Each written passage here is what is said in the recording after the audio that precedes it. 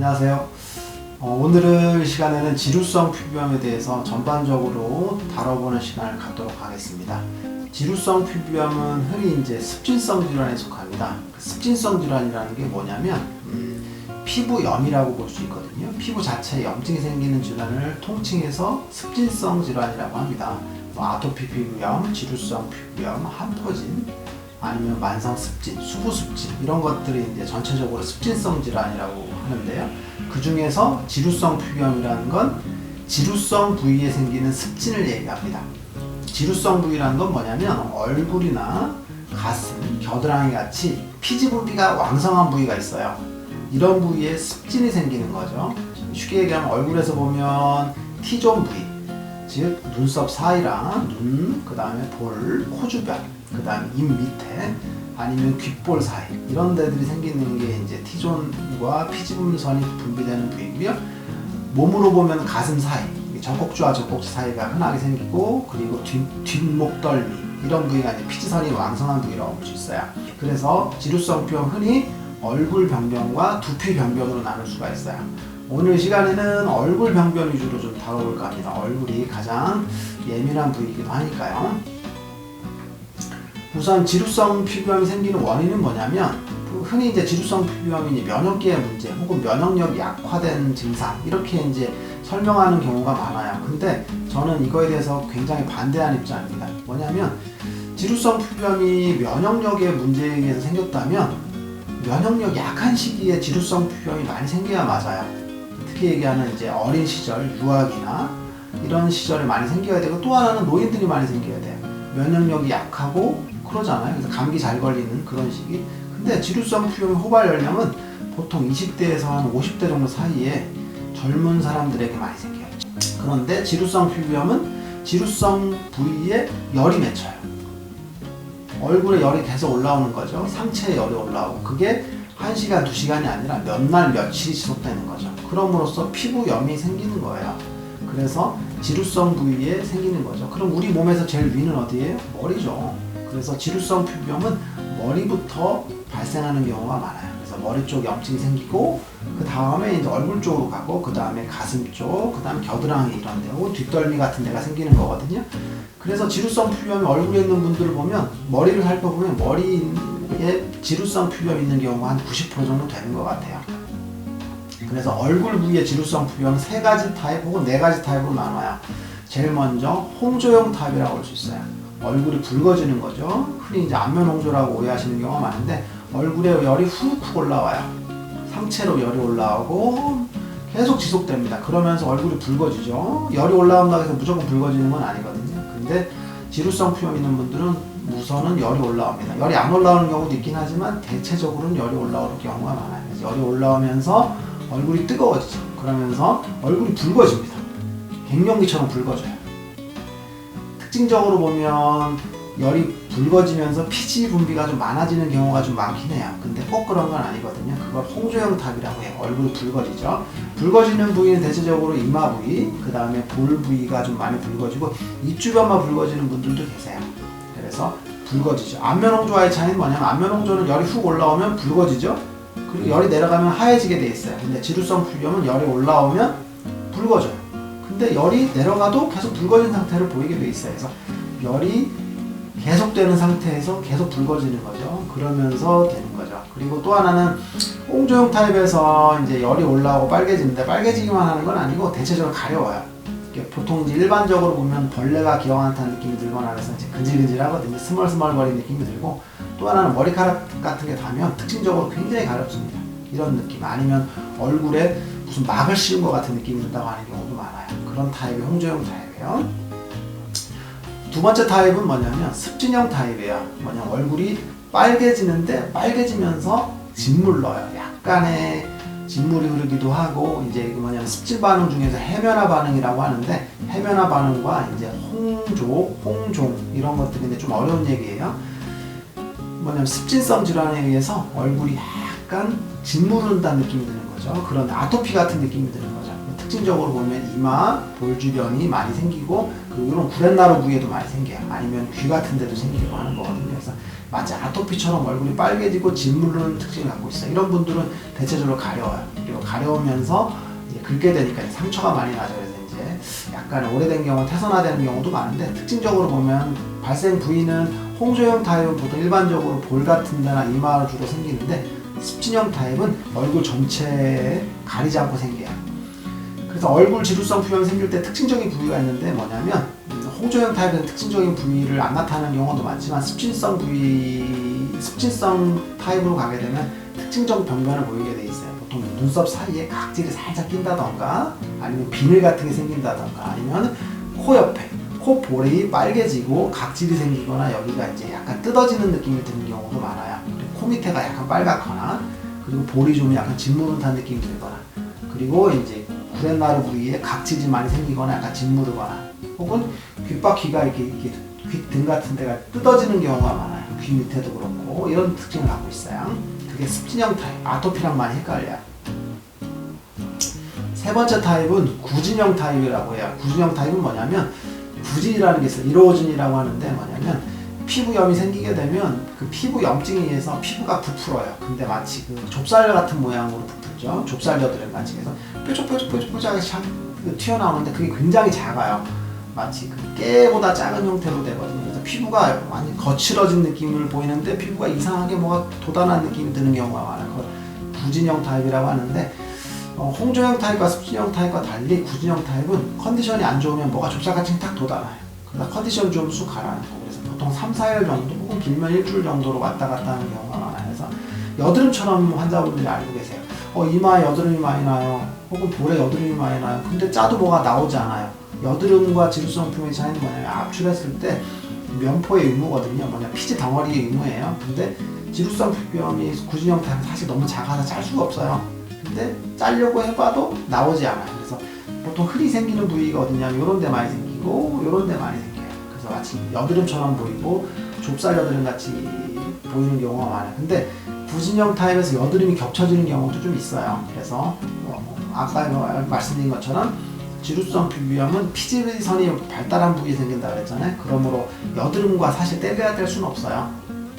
그래서 구진형 타입 중에서도 구진이 많은 부위에 여드름이 한두 개씩은 있는데, 근데 그런 타입을 여드름이라고 보면 좀 어려워요. 왜냐하면 지루성 피부염이 한 90% 정도 있는 상태에서 여드름이 10% 정도 있는 상태거든요. 그걸 이제 지루성 여드름이라고 하기도 해요. 네 번째 타입은 뭐냐면 그 염증성 타입이에요. 환우형 타입인데 이건 조금 변형된 타입이에요. 뭐냐면 지루성 피부염이 얼굴 쪽에 오랫동안 지속이 돼요. 그러면 습진 병변이 오랫동안 지속이 되거든요. 그러면 습진 병변이 오랫동안 지속이 되는 상태에서 세균들이 들어와요. 보통 대표적인 게 이제 황색 포도상 구균 같은 거, 이제 뭐 염색구균 같은 게 이제 피부에 침투하게 되거든요. 그게 이제 모낭으로 침투해요. 그러면 모낭으로 침투하게 되면 모낭이 염증을 만들죠. 우리가 흔히 얘기하는 종기라던가 뭐 이런 것들, 절종이라고 하죠. 온종 이런 것들, 그런 것들이 생기는데 그게 이제 얼굴에 모낭염 형태로 생기는 거거든요. 흔히 이제 털난 부위에 많이 생겨요. 그래서 이제 이런 눈썹 사이나 눈썹에 많이 생기고 아니면 턱수염난 부위에 많이 생기는데, 이게 심해지면 얼굴 전체에 그냥 아무데나 생겨요. 그래서 그걸 이제 모낭염 타입, 환웅형 타입, 염증형 타입이라고 해요.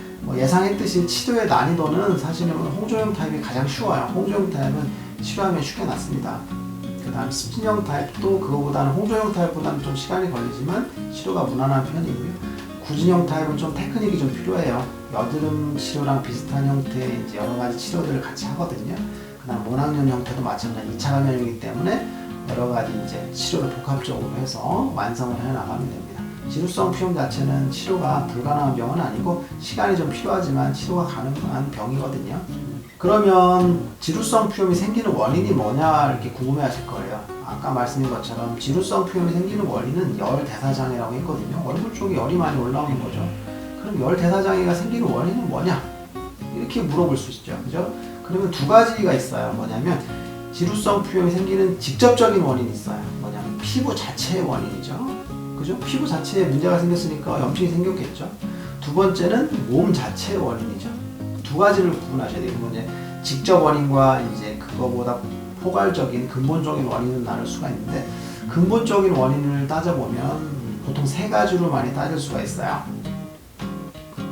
첫째는 이제 심리적인 부분이죠. 심리적인 부분, 스트레스나 뭐 아니면 여러 가지 뭐 화병 같은 것들, 뭐 성격적인 문제도 있을 수가 있어요. 굉장히 예민하거나 그러면 이제 열이 많이 생기잖아요. 두 번째는 이제 외부적인 원인이에요. 외부적인 원인은 좀 굉장히 다양한데 음식물 요인도 있을 수가 있어요. 이제 뭐 매운 거를 맨날 많이 먹는다던가, 매운 거 먹으면 열이 오르잖아요. 그죠? 얼굴이 뜨겁고 땀도 나고 그런 상태죠. 또 하나는 이제 술 같은 거, 만성적으로 알코올 같은 경우는 피부 자체에 염증을 만들어요. 그래서 저번에도 이제 다른 동영상도 있는데 찾아보시면 나올 테지만 술에 의해서 이제 염증이 생기는 거거든요. 뭐 기름진 음식 같은 것들, 그죠? 기름진 음식 같은 경우는 염증이 있는 상태에서 많이 영향을 미쳐요. 이제 아라키돈산이라고 해서 이것도 동영상에 있는데 확인해 보시면 될 것 같은데, 기름진 고기들 이런 것들을 많이 섭취하면 좋지 않은 경우가 그런 경우가 되겠죠. 또 하나는 이제 더운 환경 같은 경우도 영향을 미칠 수가 있어요. 예를 들면 찜질방에서 이제 오랫동안 있는다던가, 아니면 더운 땡볕에서 심한 운동을 한다던가 이런 것들, 아니면 직업적으로 뭐 요리를 한다거나 하는 것들, 굉장히 덥죠. 더운 환경에 오랫동안 노출이 되면 피부 자체가 열을 받아요. 그래서 염증을 많이 만들죠. 피부적인 측면에서 보면 피부 자체는 더운 환경보다는 추운 환경에서 좀 데미지가 덜해요. 추운 환경에서는 뭐 약간 추워지면서 건조해지는 느낌을 많이 받게 되거든요. 근데 더워지면 땀도 나고, 땀 나면 땀띠도 생기죠. 땀띠도 습진 반응이랑 비슷한 거거든요. 그리고 아토피 같은 경우에도 더워지면 더 심해져요. 그리고 습진, 지루성 피부염도 더워지면 더 가렵고 짓무르게 되거든요. 그래서 피부 자체는 기본적으로 염증 반응이기 때문에 염증 반응은 더워지면 더 생기게 돼 있어요. 혈액순환이 더 많아지고 염증 물질들이 더 많이 분비되거든요. 그런 개념에서 보면 더운 환경, 땀을 많이 흘린다던가 이런 것들, 좀 피부염에 직접적으로 악화시키는 원인들이 있어요. 그래서 더운 환경에서 오랫동안 운동을 하는 것도 피부염을 많이 만들 수 있어요. 근데 실제로 보면 뭐 실내에서 농구를 한다던가 이런 것들, 혹은 사우나를 많이 하고 나서 지루성 피부염이 심해져서 오시는 경우가 많아요. 이런 경우에는 좀 조심을 해야 될 것 같고, 또 요인은 뭐냐면 피부 자체의 원인이에요. 이건 이제 화장품 같은 것들, 화장품을 잘못 발랐더니 피부가 뒤집어졌다. 이건 접촉성 피부염이라고 볼 수도 있는데, 접촉성 피부염도 지루성 피부염과 연관이 있어요. 뭐냐면 화장품을 잘못 바르면 지루성 피부염이 있는 상태에서 더 심하게 되는 거죠. 악화인지 할 수도 있는데, 그런 것들, 화장품 사용. 선크림 같은 경우도 문제일 수가 있어요. 그냥 선크림도 피부에 자극이 좀 심한 화장품 중에 하나거든요. 그 다음에 이제 대체적인 건 염색 같은 것들, 염색이나 파마 같은 건데, 파마보다는 이제 염색이 더 많이 있죠. 염색 중에서 이제 착색을 유지하는 성분이 있거든요. 이게 이제 피부 염증을 굉장히 많이 일으켜요. 그래서 그러니까 염색하고 나서 피부가 뒤집어지는 경우도 많은데, 흔히 이제 두피에서 그런 건데 이제 얼굴 쪽으로도 내려오는 경우가 많아요. 그래서 염색을 한 후에 뒤집어지는 경우도 많습니다. 또 하나는 이제 외부적인 요인 중에서 야근 같은 것들, 피로죠. 우리가 야근을 하게 되면 이제 밤에 열이 오르죠. 그죠? 그러면서 이제 몸에 허혈이 뜨게 되는데, 그런 상태가 지속이 되면서 피부 염증을 만들죠. 이제 우리가 신체가 약해지면서 염증을 더 많이 만드는 상태가 되는 거죠. 그래서 야근이라던가 피로 같은 것들도 지루성 피부염을 악화시킬 수 있는 요인이라고 볼 수 있어요. 이제 외부적인 요인이라고 볼 수 있어요. 또 하나는 이제 수면 상태. 잠을 못 자는 경우들이 있어요. 그러면 잠 못 자면 또 열이 뜨죠. 그죠? 그래서 불규칙한 생활, 이제 뭐 낮밤이 바뀐 생활, 밤에 일한다던가 하는 분들은 지루성 피부염이 생길 가능성이 많아요. 그리고 이제 3교대 근무 같은 것들도 마찬가지죠. 시차가 안 맞으니까 몸에서 열 대사장애가 일어날 가능성이 높아요.